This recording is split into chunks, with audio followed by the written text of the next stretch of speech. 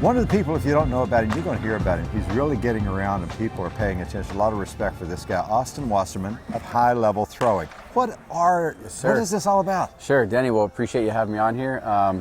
Want to talk about high level throwing, and really what it's about is just understanding what your body is doing in space, what your arm is doing in relation to your body, and just really feeling the components of the overhand throw. And it's a very complex skill, so there's some timing issues and some sequencing things that we really have to dig into if you want to be a really good overhand thrower. And by position, so catchers, infielders, outfielders are all going to present something something different based on their physical attributes and their range of motions and restrictions.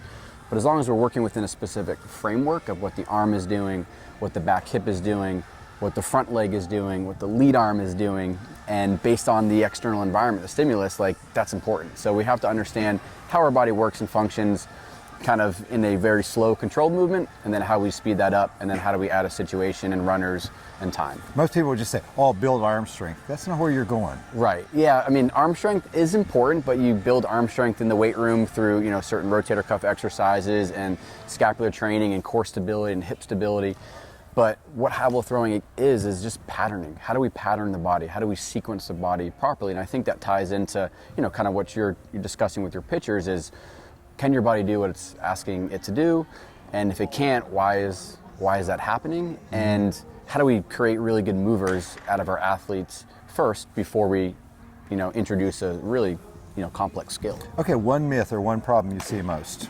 So the one biggest myth that I see is the elbow up cue for overhand throwing.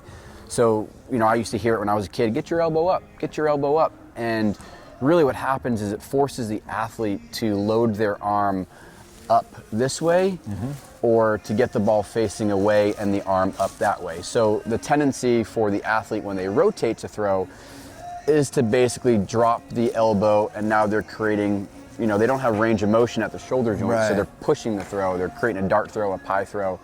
So in reality, or I guess, what should happen with the elbow is as the body starts to rotate forward is when the elbow should start to get up. So you can load the arm, the elbow even with the shoulder, you can load the arm below the shoulder, but as you rotate to throw, that tip of the elbow needs to work up in order to get into this really critical position of external rotation before you make your throw. If they want to know more, where do they find you? Yeah, so if you want to know more, you can visit me at highlevelthrowing.com. You can follow me on all my social media platforms, but I put out a lot of good free information, articles, ebooks.